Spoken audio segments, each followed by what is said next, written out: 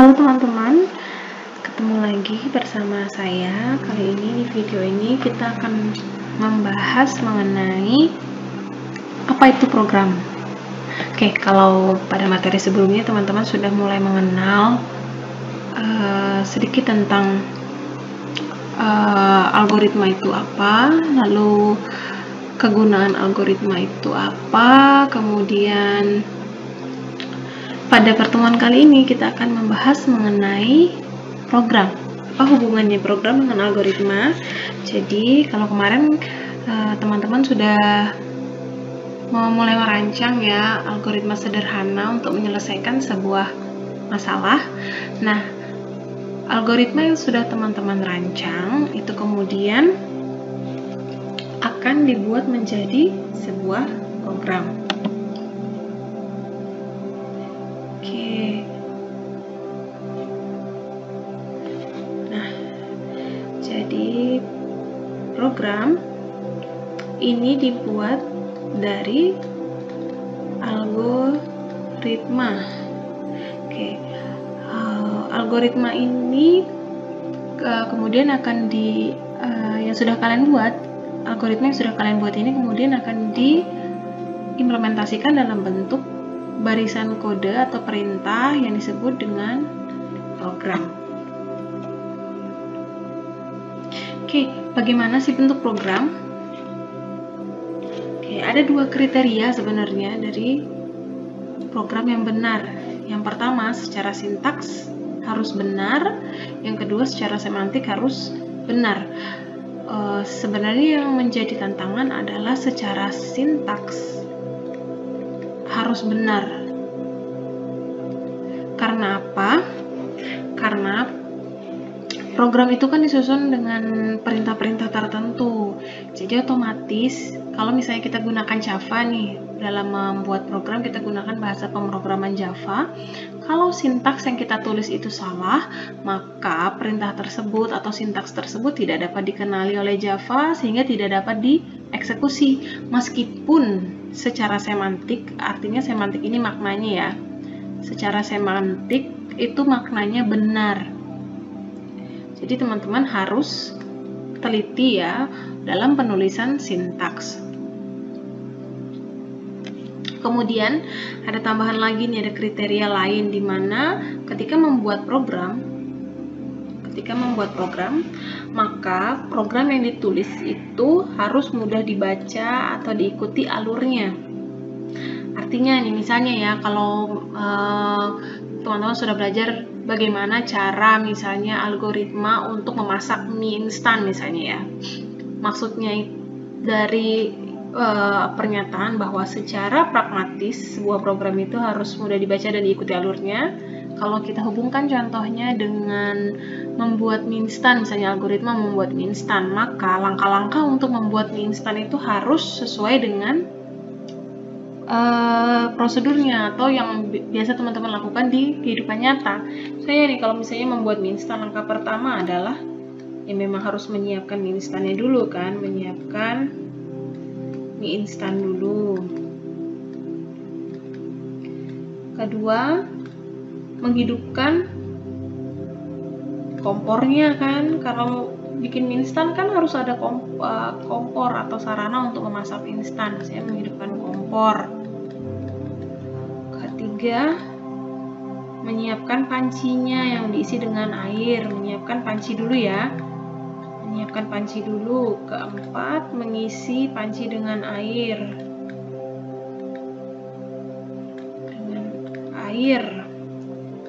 Kelima, tunggu sampai mendidih.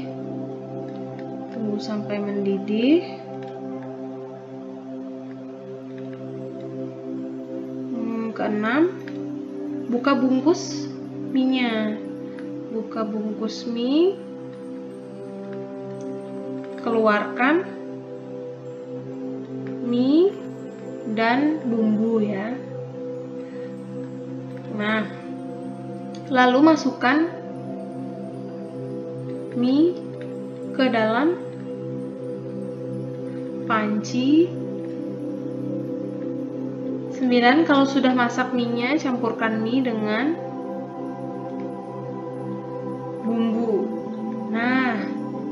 Inilah yang dimaksud dengan algoritma yang teman-teman susun yang kemudian akan ditulis menjadi program itu. Langkah-langkahnya harus mudah diikuti alurnya, dan memang alurnya tidak terbolak-balik.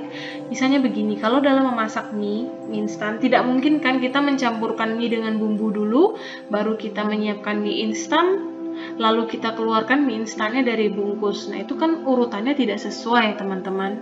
Begitu halnya juga nanti ketika kalian menyusun program berdasarkan algoritma yang sudah kalian siapkan.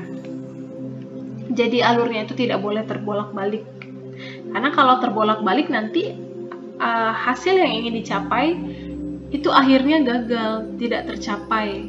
Hasil yang ingin teman-teman capai, misalnya gini, teman-teman goalnya dalam membuat algoritma membuat mie instan ini, goalnya adalah untuk mendapatkan mie instan yang bisa dimakan ya. Kalau misalnya terbolak-balik langkahnya, misalnya kalian masukkan dulu minyak ke dalam panci tapi pancinya belum diisi air dan airnya belum mendidih, otomatis nanti goalnya apa? Goal untuk mendapatkan mie instan yang sudah masak dan siap disajikan dan disantap itu tidak bisa didapatkan. Kalian nggak akan dapat mie instan yang udah masak kalau misalnya langkah-langkahnya terbolak-balik. Oke, lalu kalau tadi kita sudah bahas mengenai kriteria program yang baik dan benar, maka sekarang kita akan mengenal apa saja komponen dari program. Kira-kira yang ada di dalam program itu sebaiknya harus ada apa saja? Ya, karena namanya program ini adalah susunan langkah, misalnya susunan langkah atau urutan langkah yang sistematis. Langkah ini bisa berupa perintah ya teman-teman, yang sistematis untuk menyelesaikan tugas tertentu. Maka yang harus ada di dalam program itu adalah perintah dan data. Oke, perintah ini hakikatnya perintahnya ini harus terbatas dan tertentu. Artinya kok terbatas dan tertentu? Gini, kita balik lagi ya ke contoh yang tadi.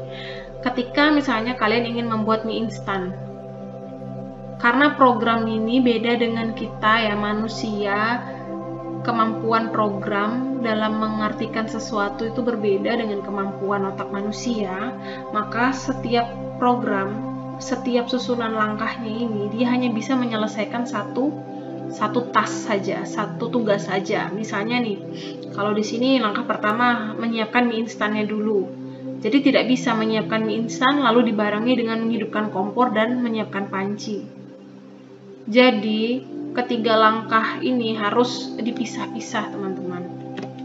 Makanya dikatakan di sini perintah itu harus terbatas dan tertentu. Jadi program itu hanya bisa menyelesaikan satu perintah saja dalam satu waktu. Oke, kemudian karena ada perintah, otomatis ada sesuatu yang dilakukan kan. Ya, sesuatu yang dilakukan itu bisa dalam bentuk data, di mana data ini akan disimpan di memori. Begitu. Jadi kalau kita lihat ya, kita balik nih ke contoh yang tadi. Kayak dikatakan bahwa program itu harus ada program, harus ada data dan perintah. Ini tadi adalah langkah-langkah untuk memasak mie ya, langkah-langkah untuk memasak mie.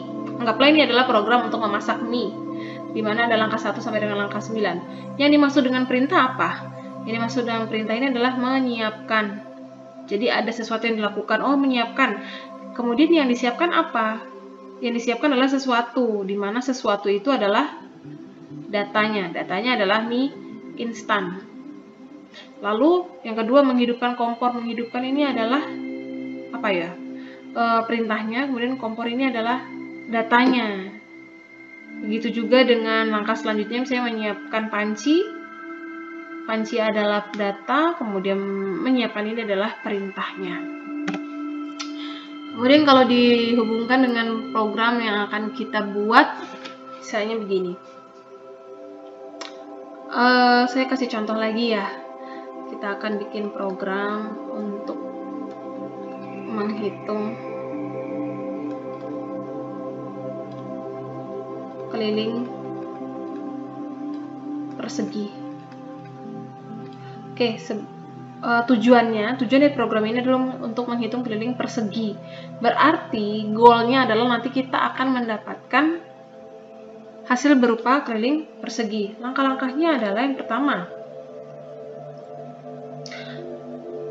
yang pertama untuk menghitung keliling persegi, kita harus mengetahui apa ada yang tahu? Kita harus mengetahui keliling perseginya dulu ya.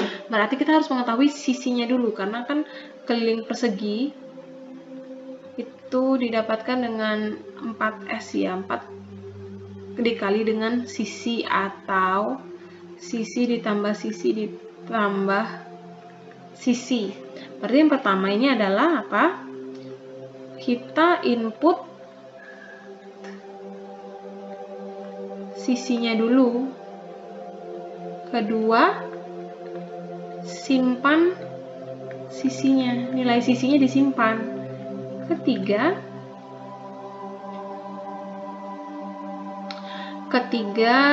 setelah kita tahu sisinya, maka kita hitung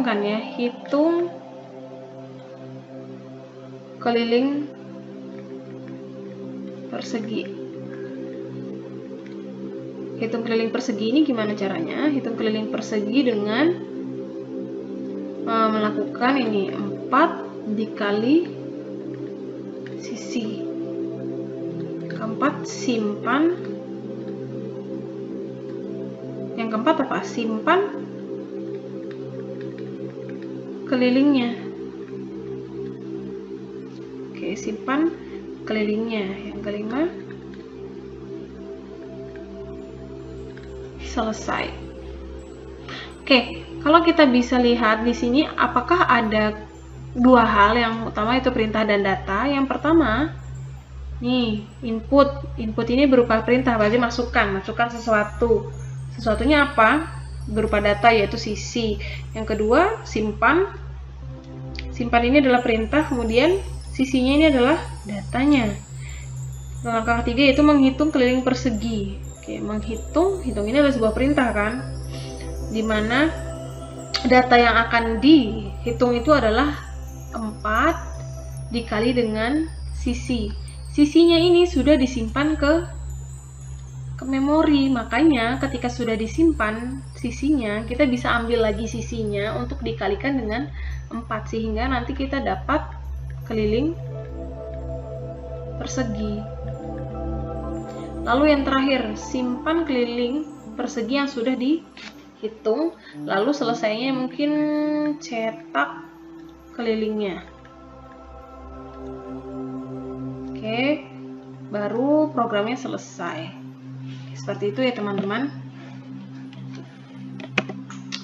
Nah, kita kan sebelumnya sudah bahas nih tentang kriteria dari program yang baik, lalu komponen programnya. Oke, sebelum masuk ke mengenal ruang lingkup program, karena kan kita akan gunakan Java nih, otomatis kita akan menulis programnya ke dalam bentuk bahasa pemrograman Java. Oke. Jadi langkah-langkah yang sudah kita buat ini di sini kita translasikan, kita ubah atau kita translatekan ke dalam bahasa pemrograman yang dimengerti oleh Java. Oke teman-teman. Tapi sebelum kita masuk ke belajar tentang bahasa pemrogramannya, saya ingin menjelaskan lagi. Kalau tadi kan kita udah bahas mengenai komponen program, yaitu ada perintah dan ada data. Oke. Lalu sebenarnya ada hal lain juga sih yang bisa disebut sebagai komponen dari sebuah program. Oke, jadi komponen dari sebuah program itu, sebentar, mungkin di sini saja ya, komponen program itu kan ada perintah dan ada data. Oke, data ini nanti akan menjadi input dan bisa jadi output. atau disimpan menjadi sebuah berupa hasil dari sebuah proses. Nah, perintah ini adalah proses yang harus dilakukan oleh si program. Jadi kalau misalnya nih kita jabarkan ya, komponen program itu berarti harus ada input, juga harus ada proses yang dilakukan, lalu ada outputnya. Oke. Jadi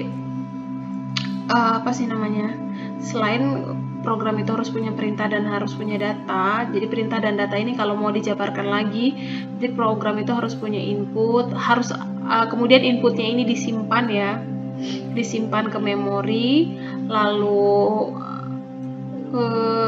input yang disimpan ke memori ini akan digunakan untuk melakukan perintah tertentu atau melakukan proses tertentu. Kalau tadi contohnya ingin menghitung keliling segitiga, berarti nanti prosesnya adalah menghitung keliling segitiga berdasarkan sisi yang sudah diinputkan.